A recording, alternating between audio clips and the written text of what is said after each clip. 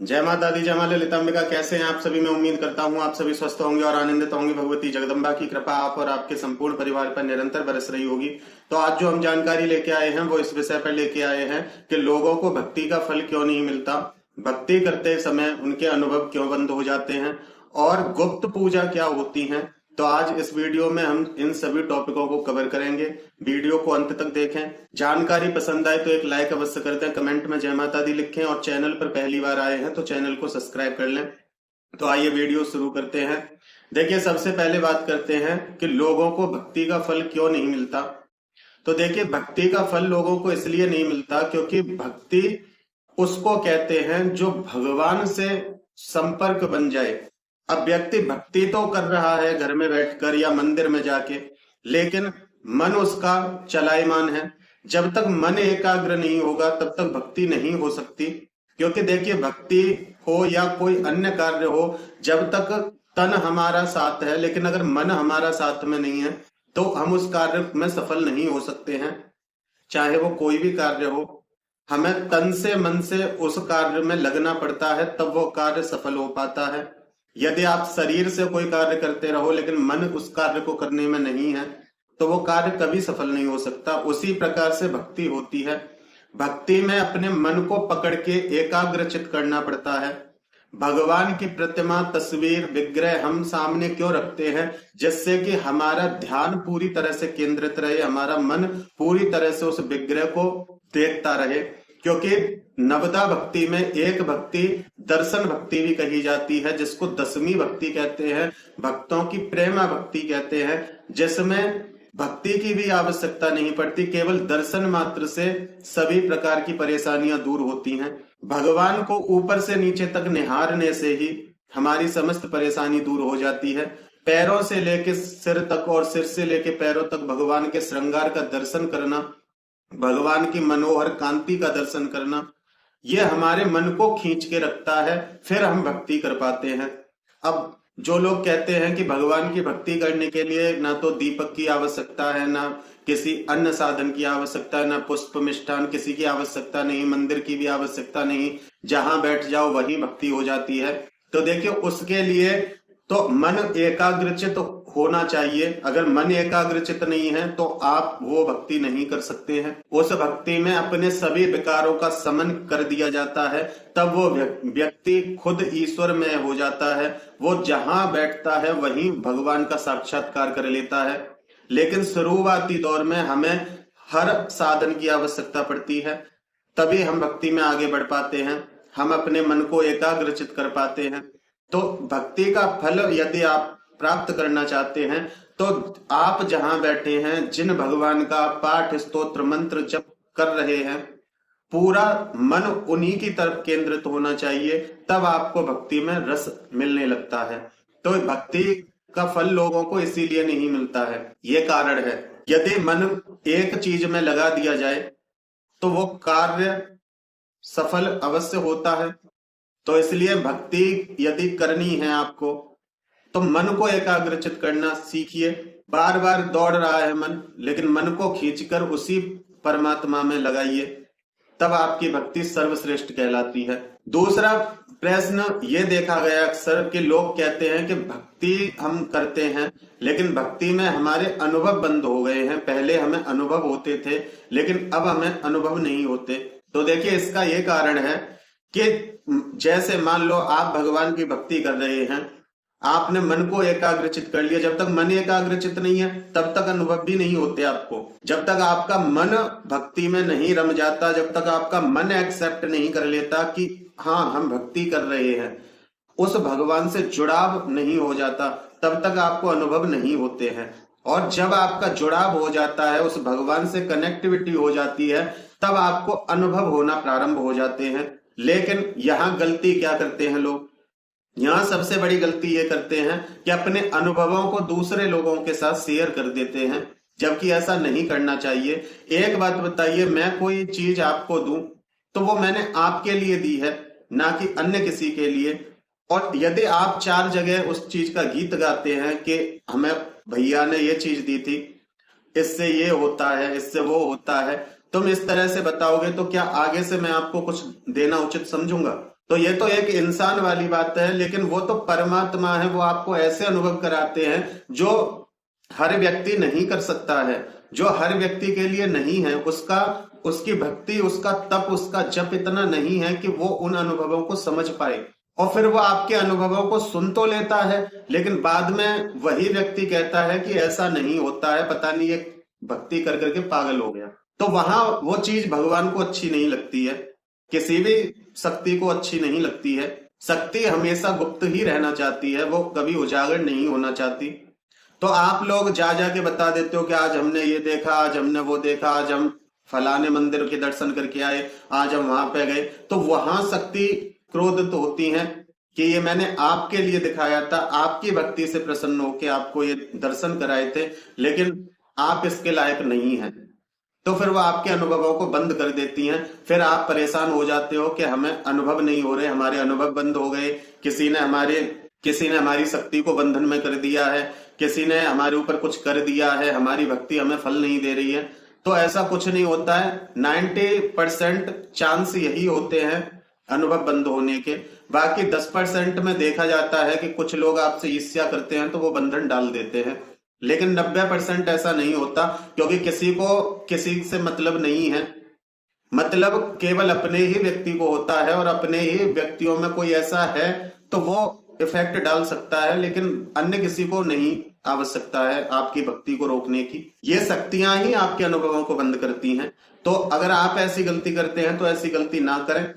जो भी आपको अनुभव कराए जा रहे हैं वो केवल आपके लिए है। आप उन अनुभवों को समझें और अपने तक सीमित रखें। यदि आपके गुरु हैं तो आप अपने गुरुजी के साथ साझा कर सकते हैं, क्योंकि वो उस मार्ग पे चल के आगे बढ़ चुके हैं जिस पे आज आप चल रहे हैं, तो वो आपको बेहतर समझा सकते हैं। अन्यथा शक्तियां खुद संकेत दे देती हैं, बस समझना आपको पड़ता है। तो इसलिए कोशिश करें पहले तो खुद ही समझें, और ना समझ पाए तो अपने गुरु के अलावा किसी से भी साझा ना करें, क्योंकि ये आपके अनुभवों को बंद कर सकता है। अब बात करते हैं कि गुप्त पूजा का विधान क्या है। लोग बहुत बार सुना होगा आपने कि लोग कहते हैं गुप्त पूजा करो, ये विधान करो, गुप्त विधान, इस तरीके से आपने कई बार सुना होगा। तो ये क्या होता है?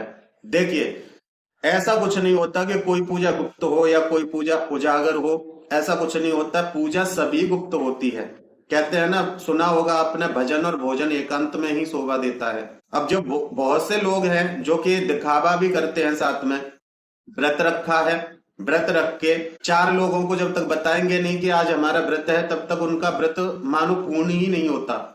ऐसा लगता है कि इनका व्रत पूर्ण नहीं माना जाएगा जब तक ये कुछ लोगों को नहीं बता देंगे। कुछ लोगों का आपने देखा होगा कि खुद ही बार बार अपने ही मुंह से कहेंगे कि आज हमारा व्रत है, हम ये काम कल करेंगे, ये हमसे हो नहीं रहा है, हमें वीकनेस हो रही है। तो वहां भी शक्ति नाराज होती है कि हमने तो नहीं कहा था व्रत रखने का, अब तुमने रखा है तो लोगों को क्यों सुना रहे हो, क्यों बता रहे हो? अगर तुमसे नहीं रखा जाता तो मत रखिए। भोजन करके भी भक्ति की जा सकती है, क्योंकि एक बात बहुत सुंदर कही गई है, भाव को भाव अलख आलसहु, नाम जपत शंकर दिस दसहु। चाहे भाव से नाम लो, चाहे कुभाव से नाम लो, चाहे आलस्य में पढ़कर नाम लो, चाहे कैसे भी आप नाम लो, भगवान आपकी भक्ति स्वीकारते हैं। मन आपका एकाग्रचित हो, भगवान में आपका मन लगा हुआ हो, आप कहीं भी बैठकर भगवान को याद कर सकते हैं, भगवान की भक्ति कर सकते हैं। ऐसा कोई गुप्त विधान नहीं होता है। विधान यही है कि अपनी हर भक्ति को गुप्त रखो, क्योंकि वो केवल आपके लिए है। अब जैसे फर्स्ट क्लास का बच्चा है, उसको 10th क्लास की किताबें पकड़ा दी जाए तो उसकी समझ में नहीं आता है, उसकी समझ में नहीं आएगा। वो तो या तो किताबों को फाड़ देगा या किताबों को कहीं रख देगा, उसकी कीमत वो नहीं समझेगा, उसका ज्ञान वो नहीं समझेगा। तो इसलिए जब आपको अनुभव है, आपकी भक्ति है, आपकी पूजा है, कोई भी विधि है आपकी, आप किसी ऐसे के सामने जब साझा करोगे जो आपकी विधि से परे है, सनातन धर्म एक ही है लेकिन विधि सबकी अपनी अलग अलग है। अब वो एक दूसरे को विधि अपनी अपनी बताएं तो वो लोग तो उस विधि को मानेंगे जो वो खुद कर रहे हैं, लेकिन जो दूसरा व्यक्ति कर रहा है वो उस विधि को नहीं मानेंगे। रास्ते बहुत सारे हैं भगवान तक पहुंचने के लिए, लेकिन मंजिल सबकी एक ही है। तो इसलिए अपनी हर भक्ति को, हर पूजा को गुप्त ही रखना चाहिए। बहुत से लोग ठाकुर जी को लेके जगह जगह घूमते हैं, ये भी सबसे बड़ी गलत बात है। क्योंकि देखिए, जो हमारे हृदय का रत्न है, क्या आप अपने हृदय को किसी को निकाल के दिखाते हो? तो भगवान को आप ऐसे जगह जगह क्यों लेके घूमते हो? दूसरी बात, रास्ते में न जाने कितने लोग गलत अवस्था में भी हमसे मिलते हैं, उनसे भी भगवान जी छुपते हैं, तो नेगेटिविटी तो अट्रैक्ट होती है, फिर लोग परेशान होते हैं। देखिए, जो चीज जहां है वो वहीं रहे तो उचित है। भगवान मंदिर में ही शोभा पाते हैं। भगवान का देखिए, देवालय क्यों कहते हैं? देव आलय, भगवान का घर, उसको कहा जाता है देवालय। तो भगवान का घर है मंदिर, और भगवान मंदिर में ही शोभा पाते हैं, भगवान मंदिर में ही अच्छे से निवास करते हैं। तो भगवान को इधर उधर ना ले जाएं, अपनी भक्ति किसी को ना दिखाएं। एक बात और, देखिए, मेरा मानना है, मेरा खुद का मानना ये है कि एक बार के लिए अपनी तिजोरी खोल के आप किसी को भी दिखा दीजिए, लेकिन अपने घर का मंदिर किसी को नहीं दिखाना चाहिए। और जो समझदार व्यक्ति हैं वो अपने घर के मंदिर तक किसी को जाने ही नहीं देते। क्योंकि यदि आपके घर का मंदिर किसी ने देखा, मतलब जो मंदिर रूपी आपकी तिजोरी है और जो तिजोरी में भगवान रूपी रत्न बैठा है, अगर उस पर किसी की नजर पड़ गई तो हाय लगती है आपको, आपके घर को, आपके परिवार को। लोग क्या कहते हैं? अच्छा, ये इस तरह से पूजा करते हैं, ये इस तरह से इन्होंने मंदिर को मैनेज करके रखा है, इसलिए ये इतना अच्छा खा पी रहे हैं, इतना अच्छा जीवन यापन कर रहे हैं। लोगों की हाय लग जाती है। अब हाय तो आपके घर में ही स्थापित हो गई। अब आप भक्ति करोगे, भक्ति से होगी एनर्जी उत्पन्न, और जैसा आसपास का माहौल होगा वो एनर्जी उसी प्रकार से रिएक्ट करती है। फिर आप कहते हो कि हम तो भक्ति करके और ज्यादा परेशान हैं। तो ऐसी गलती भी ना करें, जितना हो उतनी भक्ति को गुप्त रखिए। देखिए, आप बड़े बड़े शक्ति पीठों में भी गए होंगे, बड़े बड़े धामों में भी गए होंगे, जो लोग दर्शन करते हैं वो प्रतिमाएं अलग होती हैं, लेकिन हर मंदिर का एक गर्भगृह होता है जहां केवल पुजारी ही जा सकते हैं और कोई नहीं जा सकता। और वहां पे भगवान की मूल शक्ति वहां विराजमान होती है, उसके दर्शन किसी को नहीं करने दिए जाते, चाहे वो कोई भी हो। तो इसलिए अपनी भक्ति को हमेशा गुप्त रखिए। हर भक्ति गुप्त है, हर विधान ही गुप्त विधान है।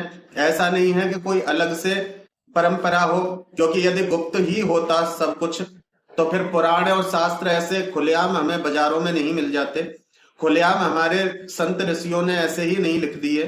फिर गुप्त ही होते वो क्यों बखान करते? तो इसलिए गुप्त कुछ भी नहीं है।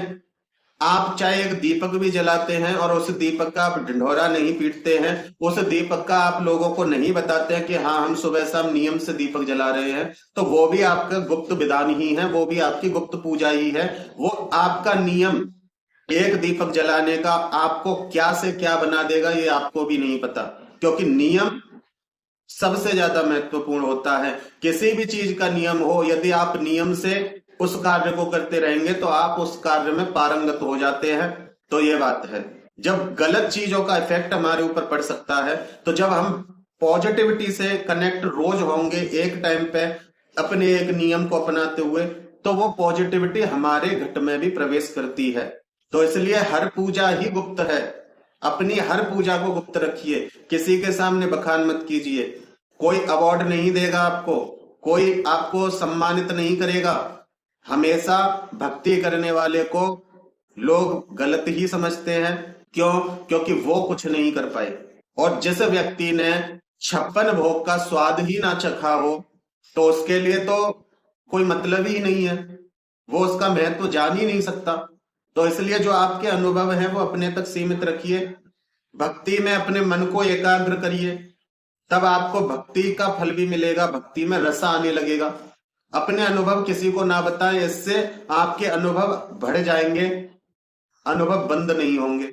और अपनी भक्ति को, अपने घर के मंदिर को हमेशा गुप्त रखिए। मंदिर तक चाहे आप कोई भी हो मत प्रवेश करने दीजिए, क्योंकि सबसे पहले तंत्र आपके मंदिर से ही शुरू होता है। क्योंकि हर चीज के लिए, मान लो आप पैसे जोड़ रहे हो, तो आप पैसे जोड़ने का ख्याल कब करोगे? जब आपके पास पहले से थोड़ा बहुत होगा कुछ, तो उसको बढ़ाने की इच्छा रहेगी। लेकिन जब आपके पास कुछ भी नहीं है तो आप आगे नहीं बढ़ाओगे। तो उसी प्रकार से मंदिर में आपके में एनर्जी होती है, उस एनर्जी को पॉजिटिव से नेगेटिव कर दिया जाता है। आपके मंदिर में यदि कोई गलत चीज तब पहुंचा दी जाती है, देवी देवता आपके मंदिर को छोड़कर चले जाते हैं, फिर नेगेटिविटी बैठ के वहां भोग प्रसाद लेती है और आप भक्ति करते हो। भक्ति जितनी करते हो उतने ही ज्यादा परेशान हो जाते हो। तो मैं उम्मीद करता हूं कि आपकी समझ में आया होगा। अपनी भक्ति को गुप्त रखिए, कोई अवार्ड नहीं देगा, कितना भी बखान कर लो कोई मतलब नहीं है, इसलिए गुप्त रखिए। जितना आपसे हो जाए उतना कीजिए। केवल भगवान को पता होना चाहिए, आपको पता होना चाहिए। तीसरे व्यक्ति को बताने का कोई मतलब नहीं, क्योंकि तीसरा व्यक्ति आपका उद्धार नहीं करेगा, उद्धार करेगा परमात्मा। इसलिए उसकी भक्ति में आप लगे रहे। तो मैं उम्मीद करता हूं कि मेरे द्वारा दी हुई जानकारी आपको समझ में आई होगी। फिर मिलते हैं एक ऐसी ही नई जानकारी के साथ। तब तक अपना अपने परिवार का ध्यान रखें, भगवान की भक्ति करें, निरंतर भक्ति करें और भक्ति पथ पर आगे बढ़ते रहें। जानकारी पसंद आई है तो एक लाइक अवश्य कर दें, कमेंट में जय माता दी लिखें। चैनल पर पहली बार आए हैं तो चैनल को सब्सक्राइब कर लें, क्योंकि मैं ऐसी ही नई नई और रोचक जानकारी लेके आता रहता हूं। जय माता दी, जय मां ललितांबिका।